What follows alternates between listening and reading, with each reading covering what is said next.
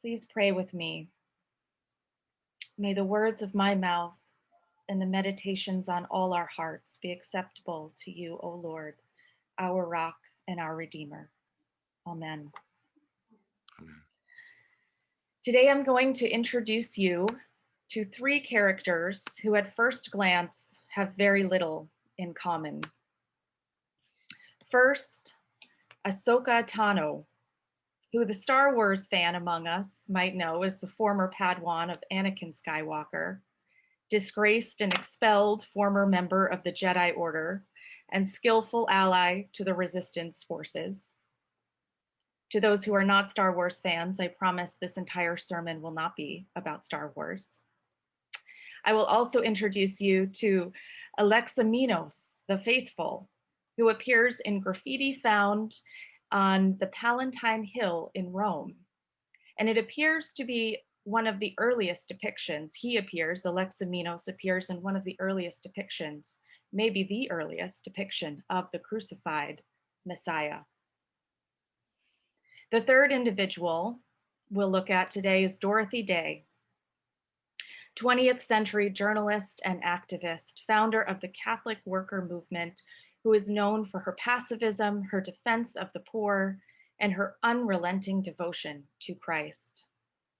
What connects these three individuals? They're all foolish. They're all foolish. They're all stupid. By the world's standards, they got it wrong.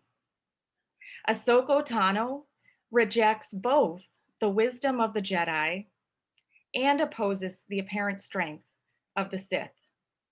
She's a lousy politician. I mean, really, who here has heard of her? She's a wayward Padawan, and she's a compassionate soldier. She's something wholly different, wholly unique, and she refuses to compromise her values even when she's threatened with death. She's just ridiculous. Let's take a look, and I'm going to try to share a video, and hopefully this video works.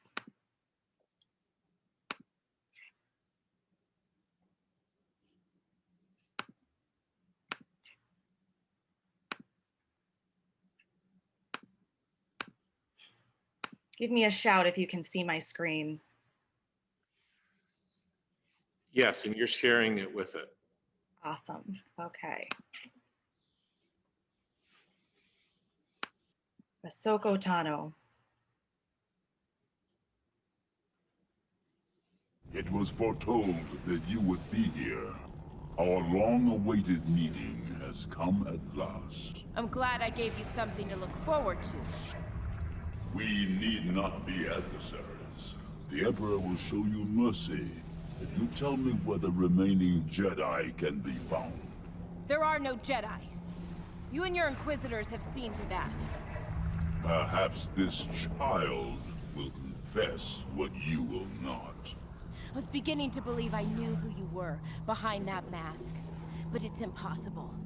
My master could never be as vile as you. Anakin Skywalker was weak. I destroyed him. Then I will avenge his death. Revenge is not the Jedi way.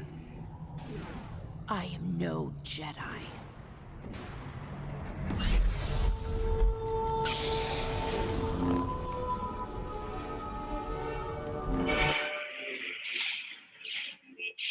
All right. Oh, how do I stop the sound? There we go. Makes me tear up every time. Those Jedi fans out there. Yeah. Now let's look at Alexamenos, the Faithful of Rome.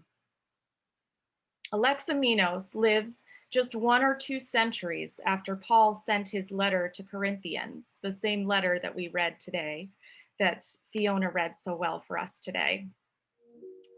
And although he never would have met Paul and lived several centuries after, he's exactly the follower that Paul has in mind when he wrote of the foolishness, the silliness, the apparent stupidity of the cross. Early Christians were derided for their belief, their worship of a Messiah who died, and not only died, but was killed in the most gruesome and public way. I'm going to show you the depiction of the cross. And for those on the phone, I will describe it.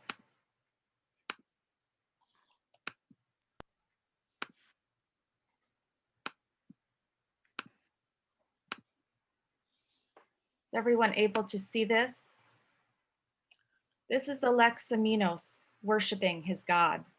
Yes. Christ has the face of a donkey. This is a joke. Alexamenos is not, no one is drawing this in praise of Alexamenos or as some kind of celebration. This is mockery, and this might be the first depiction of a Christian worshiping Christ. What a joke. What a joke this Alexamenos is. It's not the way we typically like to think about our early Christians. The donkey head symbolizes the utter foolishness of Alexamenos. Stupid Alexamenos who worships this stupid and weak God. Nothing about worshiping Christ in the 3rd century made sense. And this was the kind of ridicule you could expect from your peers, from your colleagues. Following Christ did not give anyone power or prestige or respect. It was folly. As one commentator noted, the mystery to us should not be, why didn't more people worship Christ right away? The mystery is, why did anyone worship Christ? It makes no sense. This was the kind of suffering and rejection and ridicule you could expect in the 1st century and 2nd and 3rd centuries in Rome, and certainly Corinth. But we can think now we've had the last laugh. Christianity became the religion of Rome. The donkey, which was used in the earliest centuries to mock us, has been reclaimed by our tradition, reappropriated. We proudly incorporate the donkey into our stories. Mary, we say, rode into Bethlehem on a donkey. And later we say Jesus rode into Jerusalem on what? A donkey. There's no biblical reference for this donkey in either of these stories, but long ago, Christians decided that this apparent foolishness is a source of pride. As Paul writes, human wisdom is so cheap, so impotent, next to the seeming absurdity of God. Human strength can't begin to compete with God's weakness. Yes, we proudly celebrate our donkey riding, crucified Messiah, because we know that what God offers is something wholly different. And those early Christians were unwilling to compromise their values, even in the face of this kind of ridicule. Well, today we can feel pretty good about ourselves, right? Christianity is arguably the religion of the United States. It didn't take long for it to become the religion of Rome. And today, Christianity comes with perks. It is respectable. It is a great form of worship. It gets us into private schools. It offers us powerful social connections. Yeah, it's good to be a Christian today, isn't it? It's comfortable. Except for this annoying 3rd character that I'm going to introduce you to, Dorothy Day, who reminds us that to be Christian, to really be Christian, is to reject the so-called wisdom and strength of our world. And yes, we need to continue to do that even when we hold the cards, even when we seem to have all the power. Beginning in the early 19th century, she called us to task, reminding us that Christ does not call us to be safe to be comfortable, to be respectable.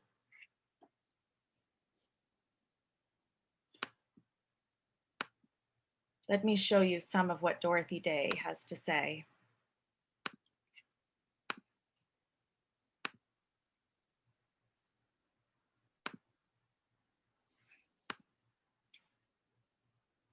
Dorothy Day spoke frequently of the folly of the cross. And here she says, we are trying to spread the gospel of peace. In doing this, we are accounted fools. We being she and her followers and forming the Catholic worker movement, who advocated for pacifism, even during World War II, who advocated for something called voluntary poverty, where she called people to give up their wealth and their comfort so that we could have a more equitable society. And she acknowledged this is total folly in the eyes of an unbelieving world. And this unbelieving world she references includes Christians who came to church on Sundays. She also said one of the greatest evils of the day among those outside of prison is their sense of futility. Young people say, what is the sense of our small effort? They cannot see that we must lay one brick at a time, one step at a time. We can be responsible only for one action of the present moment. She acknowledges that this is really hard, but you just have to do something. Maybe you can't be completely pacifist. Maybe we can't expect the United States to leave every war, but we can try to reorient ourselves. Maybe it is not your call to enter into complete voluntary poverty, but what can you give up this week? Who can you help this week? And again, she acknowledges that there is nothing practical. There is nothing smart about being a pacifist, about giving up even a little bit of your wealth, even a little bit of your power. But nothing about Christ and following Christ is smart. Nothing about being a Christian in today's world is smart. We're not choosing the smart way. We're not choosing the strong way. We're choosing God's way. So maybe Dorothy Day would also tell you not to try to be a Jedi, not to try to be a Greek philosopher. Try to follow Christ. Focus on that. And that's where our true strength and power will come from. Amen. Amen. Amen.